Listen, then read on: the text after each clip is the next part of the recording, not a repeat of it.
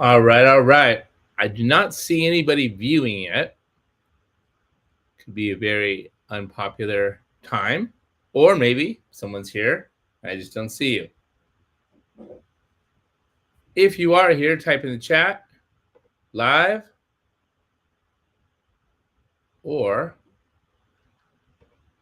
if you're watching replay, type replay.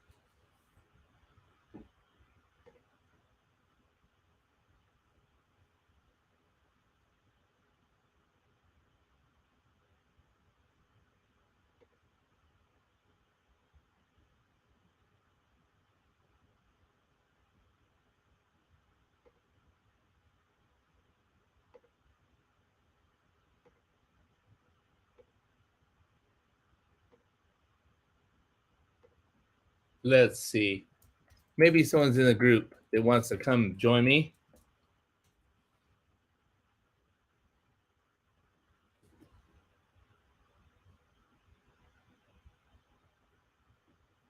Hopefully. Oh, still no one on.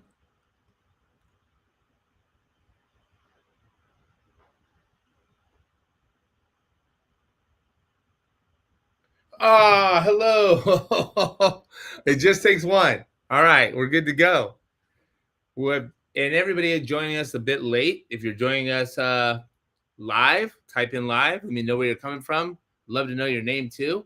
And hello, thank you for breaking the silence on the chat. And if you're watching the replay, I'm glad you are. Type replay in there as well. All right. At the end of this presentation, I have a free giveaway for you. But for now, let's dig in. Let's see, we have hello. We got another one. We got Zara. We got someone from Texas. Got another hello. All right. Well, I am glad we're in action. So let's make it happen. If you want to lose weight, if you want to live healthier, if you want to just have a higher quality, better quality of life, yes, what you eat, how much you move matters. How much you sleep matters. Your hormones definitely matter. But here's the thing. Your hormones are directly impacted by what's going on up top. That's in your mind, your subconscious and your conscious, neurochemicals, and what's going on in your hormones. But let's dive into that now, because no hormone works alone. And the part that we often overlook is the neurochemicals going on. We know about cortisol, we know about insulin, estrogen, progesterone, we know about testosterone, but the neurochemicals that are going on, they directly impact the hormones. So what if I told you this? Well, I'm going to tell you this, but what if you believe me and put it into play? What's going on in your mind has a direct impact on what's going on in your body. You said, hey, I already knew that, but yet we're not doing anything about it. That's where something has to change. And I want to give you an example. If you've been with us over the last weeks, you know the story of Hope. And if you don't know, I'll give you a quick reminder. Remember Hope. Hope came, we met when she was 315 pounds. And she had not always been 315 pounds. In fact, she was very uncomfortable with that weight because when she was young, she was at 105 pounds and she got back to it several times. Weight up and down, weight up and down. 26 was the last time she saw 105. And as she got into her menopause phases, the weight just kept going up. And it wasn't just her metabolic hormones. It was the neurohormones too, the emotional hormones, the neurochemicals that go on in our brain to control the hormones. And if you watched the last live, we went through a journey with Hope, and she was cool enough to share with us why the weight spiked when it went down and lots of other information. So for today, let's just update where Hope's at.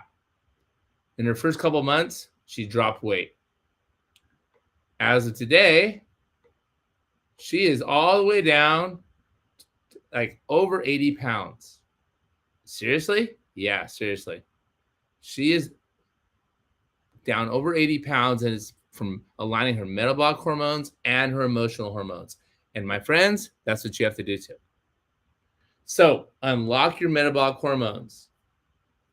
Talking glucagon, we're talking growth hormone. Lower insulin, lower cortisol, lower the fight or flight hormones. Now, the only way to do that, and by the way, you can go to our website, watch some of the old recordings. I go into deep detail about the metabolic hormones. Today is going to be about the matrix of the mind and our thoughts and the neurochemicals that those produce directly impact our emotional hormones. So let's dig into those. Everything in our body is controlled by our hormones and our neurochemistry. And here's the thing. You have feelings, some of them good, some of them bad. That's something we all have in common. Every human being has feelings. We all have them. And the thing is, they're a combination of our neurochemicals and our hormones. I'm going to say that again. Our neurochemistry and our hormones form a team, and that's what causes emotions in our body. I don't know about you, but some emotions you can feel throughout your whole entire body. You can feel them in your arms, your heart. They say the heart is the emotional center of the body, your legs, your fingers even. Sometimes you can even feel them in your nose and your hair. Some emotions are very, very powerful and strong. And emotions are that. They're meant to keep us alive. They're meant to keep us reproducing. They're meant to help us, I would say, that to reach our potential, to have fulfillment, to have joy. And they're guiding us. But sometimes our emotions, they work against us. All right. Emotional hormones and neurochemicals. Real quick. Dopamine, serotonin, norepinephrine, cortisol. These are the scientific names of the actual neurochemicals in your brain. But enough about the nerdy science. Let's get to this. Your thoughts produce feelings. And sometimes your feelings produce thoughts. It goes back and forth. Thoughts produce feelings. Feelings produce thoughts. Thoughts produce feelings. Feelings produce thoughts. Back and forth, back and forth. You think something, you start feeling a certain way. Or a certain feeling comes, and you start thinking certain stories about it. It's like the chicken and the egg. No one knows for sure what comes first, the thought or the feeling. But we can say that they are pretty well connected. Now, here's the thing, and the part I really want you to pay attention to. We are thinking all of the time. All the time. In fact, I have some data for you. 6.5 thought transitions per minute. That means 60,000 thoughts per day. This is pulled just from Science Journal. You can get this data anywhere on Google. This is true. You are thinking, I am thinking, humans are thinking so much. And they say if you have a higher IQ, you think even more thoughts. Bottom line is, our mind is always, always going. And a lot of those thoughts are not just our conscious mind. They're coming from our subconscious. But 60,000 thoughts per day. And here's the part. Here's where it gets interesting. Some of those thoughts, most of those thoughts are causing negative emotions because, again, right from the National Science Foundation, 80% of our thoughts are negative. So if you thought you were the only one, you're not. Now, we don't know that we think so many negative thoughts because we're so used to it. Well, watch this.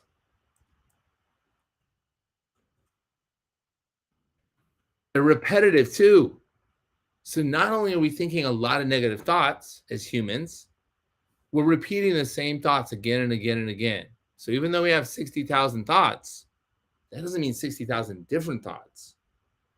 We are often thinking the same thought again and again and again.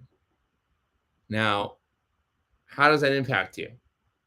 Because those thoughts are pulling you away from what you really want, how you really want to feel, how you really want to show up in the world. And I bet you if you pause this, we all pause it, you can write down the 3 most active thoughts in your brain, the most dominant, popular, well, they're popular and that they keep popping up, but they're not popular that you like them. The reoccurring thoughts. I bet you they have something to do with judging yourself, judging other people, self-criticism. I never do anything right. I can't do that right. Oh, stop. And you start arguing with yourself. You're arguing with the thoughts that pop up. And then, oh, here's one of mine. What are they thinking? Like right now, before everyone got on, I was like, man, no one got on. Like, oh, maybe they don't like this topic. My brain starts going nuts. And right now, I have to make sure I don't start thinking, what are they thinking? Whoever's from Texas, what are you thinking right now? Instead, just focus on what I'm doing. It's a awareness of it's becoming aware of what's going on in the matrix of our mind, because our mind can take us in a lot of different paths that have nothing to do with the destination we want. Our thoughts, our programs, our patterns can take us on tangents that we don't even like, but we keep doing it. Now, here's the thing. Knowing this is happening, because I'm sure right now, and give me a yes if this is true, everything I'm saying makes sense to you in your brain. Consciously, you're saying, yeah, that makes sense. I think those thoughts, they do distract me. Can I get at least one yes? Someone that relates to that, being distracted by thoughts? There we go. There's a yes. And there's usually worry thoughts, anxious thoughts. And sometimes they're about spiritual, often about work stress, but always that running to-do list in our brain. What are we going to do next? What do I have to do today? What do I have to do after this? What do I have to do this weekend? And it's not what do I get to do, it's what do I have to do. Especially if you're a mom, especially if you're a woman. The rushing woman syndrome is real. Always running that to-do list in your head, thinking about things that have nothing to do with this present moment. This present moment, you can only do one thing at a time, but your brains are starting to think about all this other stuff. Sometimes I think about spiritual thoughts. Often, though, it's judging others, judging situations, judging ourselves. Work stress is big. Worry. Planning the future. Planning the future or regretting the past. Yeah, what do they say? If you have 1 foot in the future, 1 foot in the past, where's your middle? It's being spread far apart, and it's very uncomfortable. All right, here's the thing. Whatever comes first, the thought or the feeling, whichever it is, it leads to behaviors, automatic behaviors. Because here's what the matrix of the mind is all about. We have behaviors that appear automatically. We have thoughts that appear automatically. We have beliefs that just automatically appear. They get triggered. And we have automatic emotions. And sometimes we have reactions to specific thoughts, to specific feelings, to specific stimulus around us. And here's the thing. Those automatic thoughts, those automatic feelings, they lead to automatic behaviors like stress eating. And I'm just going to use stress eating because I know I've struggled with it. Emotional eating to get a dopamine hit, just to feel better in the moment. It's so much like drug use. I've done both. And I will tell you, the same feeling is present where you feel uncomfortable. You know the thoughts you're thinking aren't good. Then you think, I should go have that cheeseburger, or I should have a couple bites of that ice cream. And then your other voice says, no, don't do that. Come on now. You're trying to lose some weight. You don't want to be having the ice cream. And the other voice, it doesn't really say anything, but you just start doing it. You start going towards the ice cream. It's an automatic reaction. So the matrix of the mind, when you control it and when you master it, you are actually taking control of the automatic thoughts and beliefs. The automatic thoughts and beliefs trigger feelings and actions, behaviors that actually sabotage your joy. They sabotage your intentions. They sabotage your outcomes happening. And if you've struggled losing weight, no wonder it's so hard. We all have these automatic programs just kicking in and taking over. Well, there's something we can do about it. I love ice cream. Let's see if there's any comments or questions. I think too much. Hello. I love ice cream. Thinking too much all at once. It keeps me up at night. Oh my gosh. Such a good comment. Thank you. I don't know who you are exactly, but thank you. Because our mind is like a muscle, is a very sophisticated computer. It's a tool. But when that tool goes off on its own crazy tangent, it will keep us up all night and we get nothing done. It's not like it comes to this new solution because it's in a fight or flight thinking mode. That means the emotional hormones are releasing that make us feel like we're in danger. Because when we're up all night thinking, it's because our body believes we're in danger. And when we're in danger, the same automatic thoughts, the same automatic feelings, and sometimes the same automatic actions. And in this case, it's an anti-action. You weren't able to sleep. And trust and believe, sister, I can relate to that one for reals. All right. What do we do about it? First of all, underneath every thought, especially the reoccurring ones, underneath every automatic behavior, there's a belief. That is the program. Our beliefs were programmed into our brain at a young age during our teenage years, and they either get reinforced or dispelled. But our beliefs, our stories, determine our life outcome. The stories we tell ourselves about ourselves make all the difference. That's why two different people can look at the same woman eating a cheeseburger and think two different thoughts. It's the stories we tell ourselves about that woman eating the cheeseburger. That's true with anything in life. Two different people can look at the same scenario, the same landscape, the same event happening, and have two different experiences. It's because of our pre-programmed stories. And these are actually scientifically wired into the matrix of our mind. So, in case you're wondering, why is there such a distance between the life I want and the life I'm actually experiencing? I know what I want. I know how I want to look. I know how I want to feel. I know what I want my relationships to be like.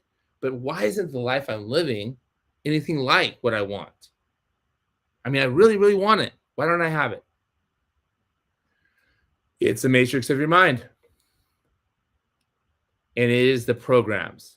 At one point, these programs kept you safe. But guess what? Now they don't. Now they are, well, they're keeping you back.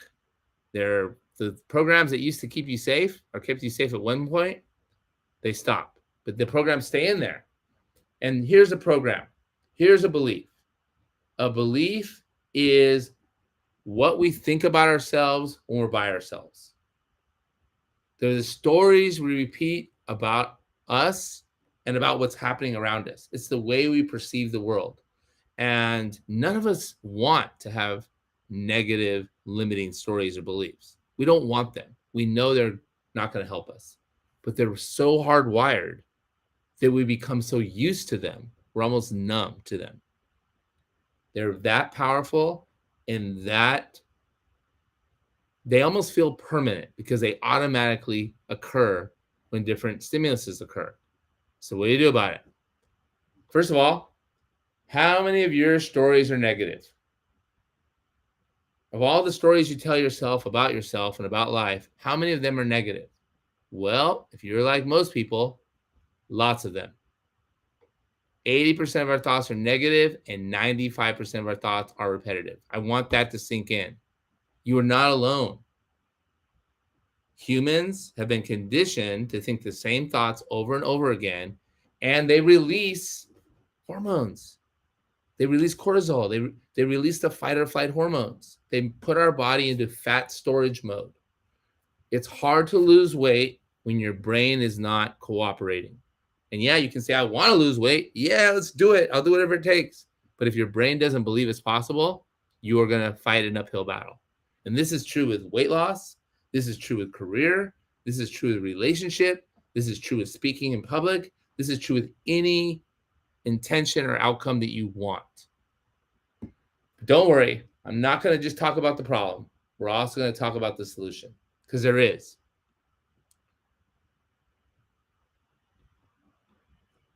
Your beliefs are the problem. And I want you to think of your belief as your story. And there are story tracks, neural tracks programmed into your brain, into the matrix of your mind. They're already there. They are programmed in. 1 second. Dorothy, you got your picture up and you're here. Hello, Dorothy. Glad you made it. So these programs are automatically there.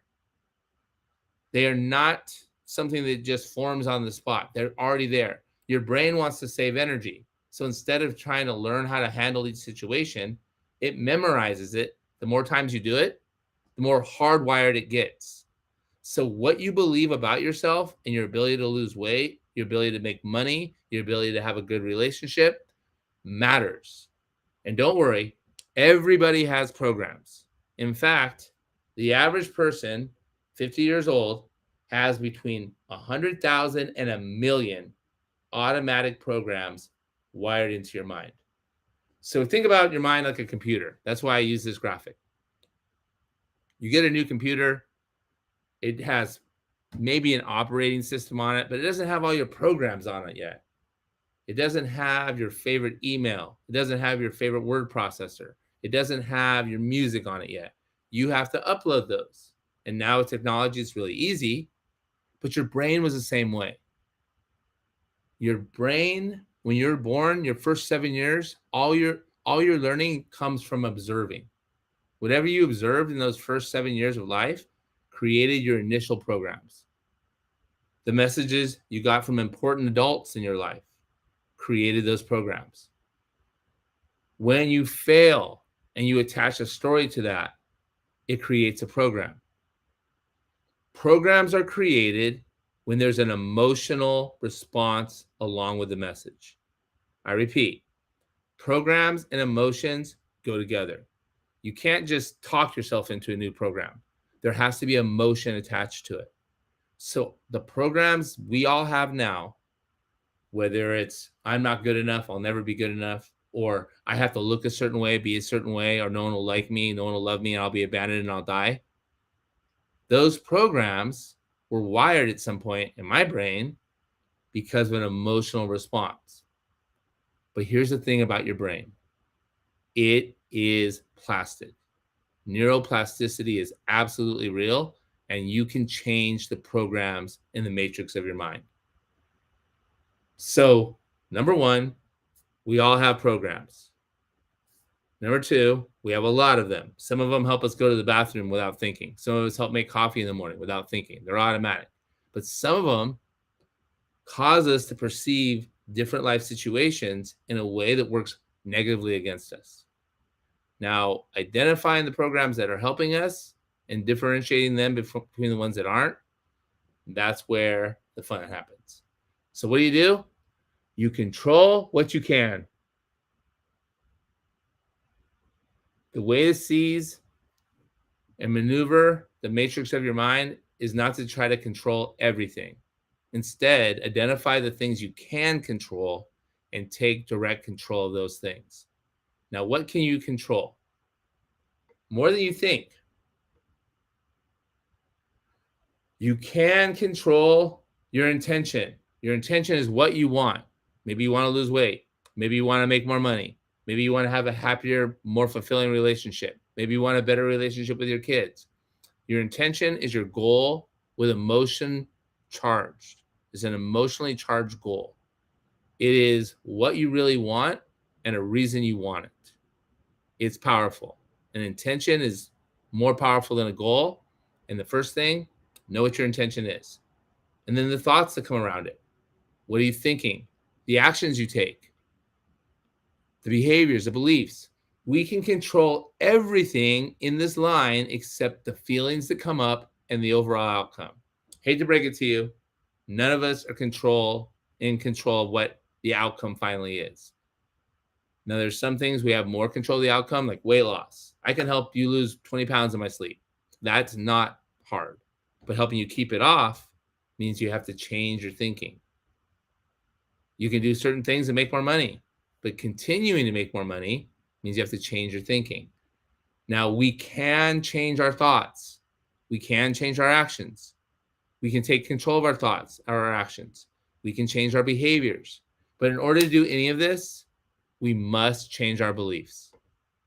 Because here's what's happening. I want you to imagine your beam. Everyone wants to know what their purpose is, what their path is, what their passion is. Your beam. When everything's aligned, you're on your beam. They call it the Tao, your Jesus-like self, your Christ-like self. There's so many words to call it. But here's the thing. When you're on your beam, everything's aligned. Your intention is aligned with the thoughts you're thinking, the words you're speaking, the words you're saying to others. It's aligned with your actions. The things you're doing every day align with this intention. The feelings you feel around it are aligned. The behaviors. Now, behavior is different than an action. An action is a conscious decision to do something, usually something new. A behavior is something that automatically occurs. It just occurs, and you're like, why did I do that again? Oh, man. Oh, I was going to stop doing that. That's an automatic behavior. And they're all powered by the beliefs. When this is all aligned, guess what? Your outcome comes true. But here's what happens. It's not aligned. Our actions are over there. Our feelings are over there. Our thoughts are over there. It's not aligned with what we really want.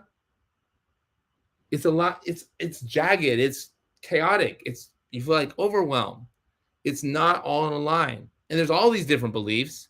We have the old beliefs and we have the new beliefs. We're trying to convince ourselves that we can do it.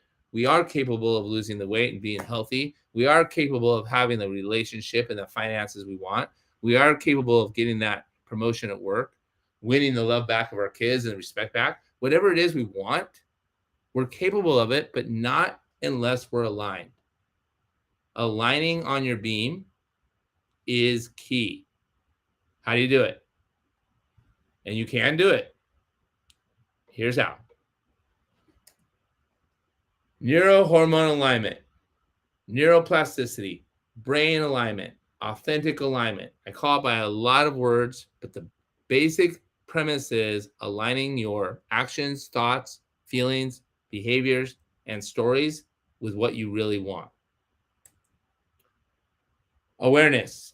Tool number 1. If you're taking notes, and I hope you are, write this down.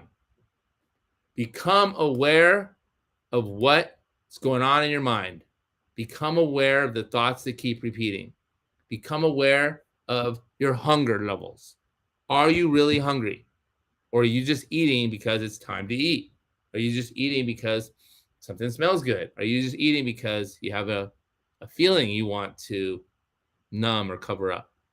Are you eating because, hey, this is usually the time I eat? Hunger awareness is an easy one. Food awareness. What F word am I putting in my mouth? Is this fuel? Because food is a 4-letter F word. Not that one. Not a bad one. Is this fuel? Or am I eating this because of feelings? Am I eating this because of fun? Am I eating this because of flavor? Just becoming aware of the type of food you're eating before you eat it will help you get your health in track. Now, hunger awareness, knowing when you're truly authentically hungry, and food awareness, knowing what F word you're putting in your mouth and why, those are relatively simple compared to thought awareness, intention awareness, emotional awareness.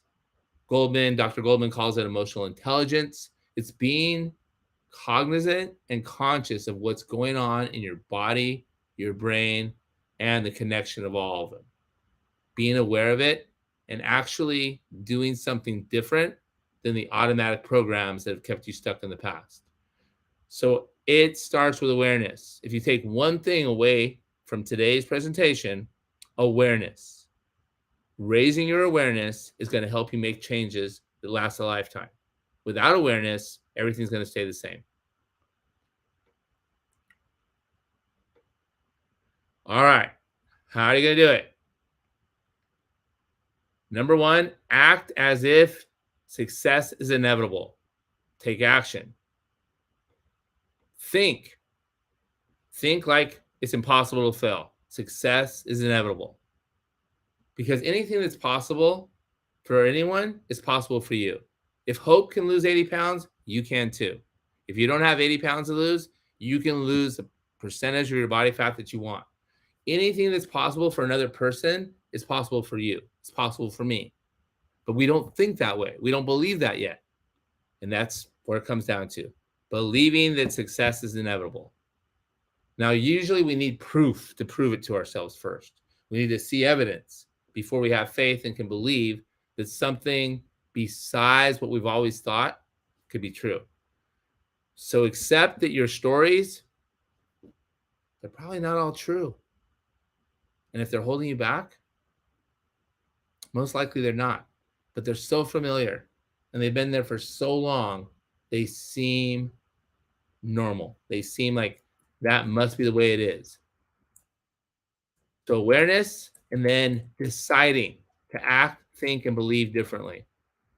Now, I won't say this is overnight, but here's the thing.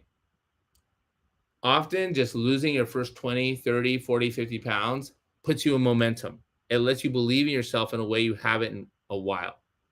So start with the truth. The truth is you have science-based evidence that it's impossible to fail. You have irrefutable proof that if you balance your hormones, the weight will come off. So use that truth, use that proof as your starting point. And here's the thing, if you don't change your beliefs, you will not navigate and maneuver the matrix of your mind. I cannot stress that enough. You must change your beliefs in order to navigate that. But in order to change them, you have to be aware of them. What thoughts keep coming up? What feelings keep coming up? And what is the belief behind it all or under it? What's powering those thoughts and feelings? All right, here comes the wham bam. Thank you, ma'am. Intentions. What do you really want? I want to lose weight. Okay, that's a goal. That's a statement. But why do you want to lose weight? What is your intention? I'm going to lose 50 pounds so I can impress my grandkids or my kids. I'm going to lose 38 pounds so my husband looks at me that way he used to look at me. Like, knowing what you truly want is going to fuel the rest of your alignment. Putting words to it, thinking about it, visualizing it, feeling as if it already happened, feeling as if you're working backwards from your outcome to the actions you're taking today will give it power. But knowing what your intentions are and being clear on why you want them, why it's important to you, and then using your mind power, your emotional power, your spiritual power, your brain power, your overall power as a human to actually feel like the outcome's already happened is going to change your neural hardwiring. This is one of the huge steps of changing your old programs. Now, the beliefs, the stories, the feelings, the actions, they're all connected. But I'm going to go to my man Einstein. We have a problem. We want to solve it. We want a different outcome. But we cannot solve our problems with the same thinking we used when we created them. We must change our thinking. That means becoming aware of what that thinking is, becoming aware of the stories underneath the thinking, and realizing that it's all connected. Here's how it works. Neuroplasticity is the topic of the day. Now, you can change your mind many ways. Neuroscience, cognitive behavior therapy, psychology, spiritual practice, meditation, epigenetics. Neuroplasticity is scientifically proven. It's easier when you're a little kid. I'll give you that. But it's possible even if you're 99.9 years old. It's possible even if you're 105 years old. Your brain can change. So those subconscious automatic programs that have been running the show for a while, you can absolutely change them. Not only do I have the science to back it up, I have my own life experience to back it up. Any person that's overcome being overweight or obese and never gained the weight back, they changed their neuroplasticity. They changed the way their brain is wired. Any person that was classified as an addict, had an addictive trait to a certain substance and stopped forever, they changed their neuroplasticity. Your neuroplasticity ability means the ability to change the way your brain programs are operating and what is running the show. You have the power to do that. Neuroplasticity, Google it. It's real. You can change the way you react to certain feelings. You can change the way you react to certain, what's called triggers, to certain people, to certain thoughts. The brain is malleable. It can and does change. In fact, your brain is changing right now. Whenever you learn something new, your brain changes. Whenever you have an emotional response to something, your brain changes. Your brain is changing all the time. Now, science has proven that you can literally decide how to change your brain. You can reshape and rewire your brain the way you want. That means you can change what happens automatically.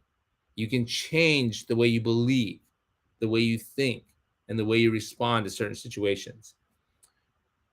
Every cell in your body is changing, and there's no organism more powerful than your brain. It's changing all the time. But you have the power to tell it how to change. You can make it change for your benefit and work in your favor. Memory. Whenever you memorize something or forget something, your neurochemistry's changed. Neuroplasticity has occurred. The brain is always changing.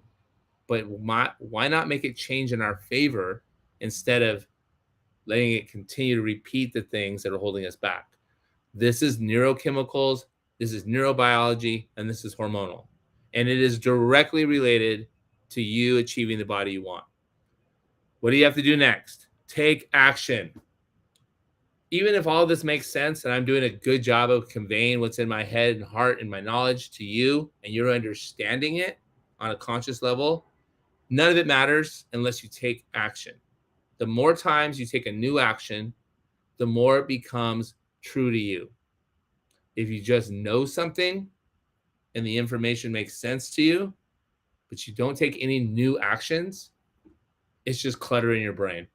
Information without action is mind clutter. I'll repeat that.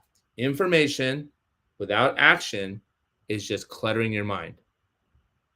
So take action. Do the thing and seize the power. So awareness and attention. Where is your attention at? Ask yourself all that time, because this is absolutely true. Where your attention goes, the energy flows. And from a neuroscience standpoint, the neurons that fire together wire together.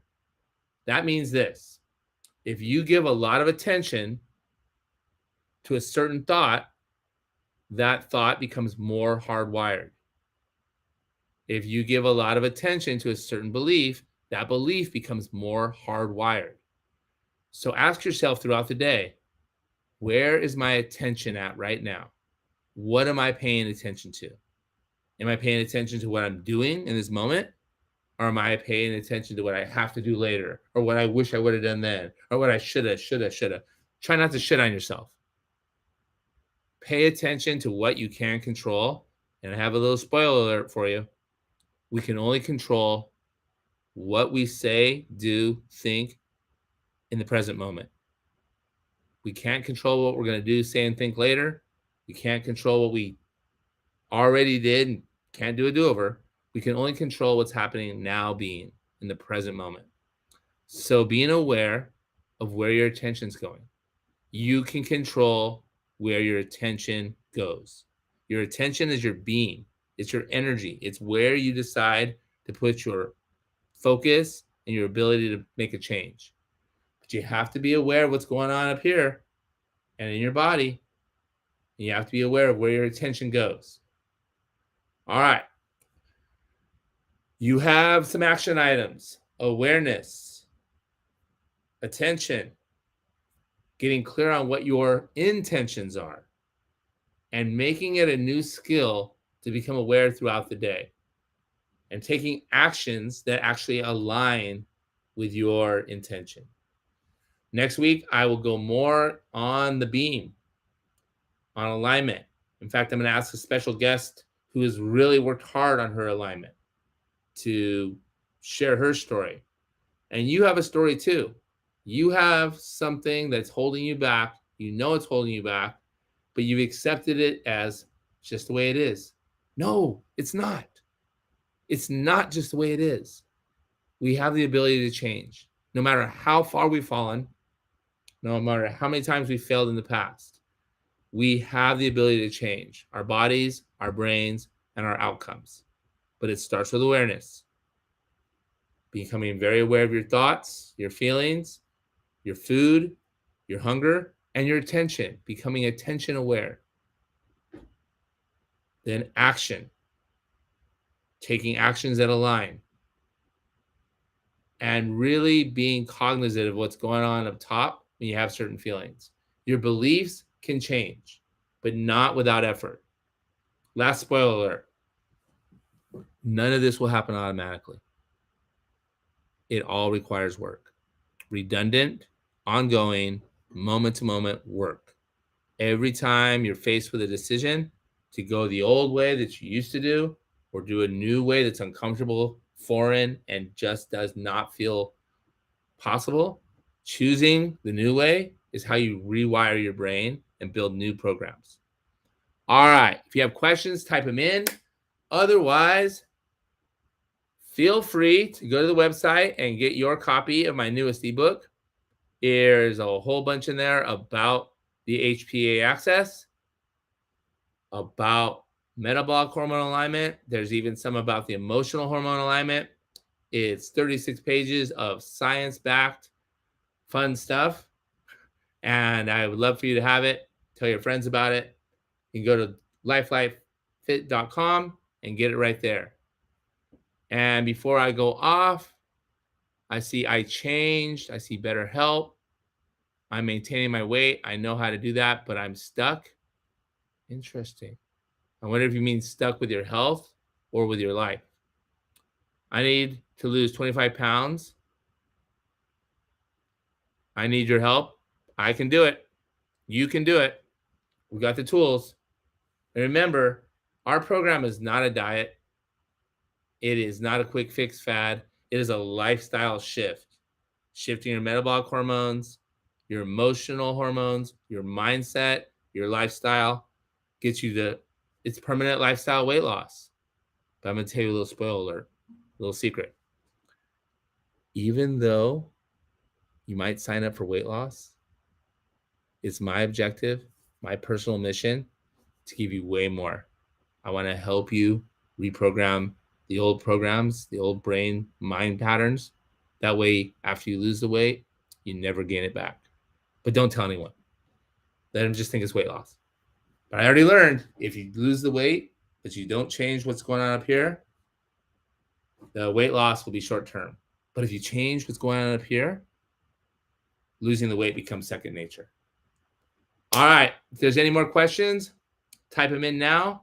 Otherwise, I'm Coach Tom, most grateful man on the planet, and grateful that you spent some time with me today, that you gave me your attention, and I hope you found value in it, because if you take just one segment of this and apply it and take action, your life will start improving. I guarantee it. I will see you next time, and make your Friday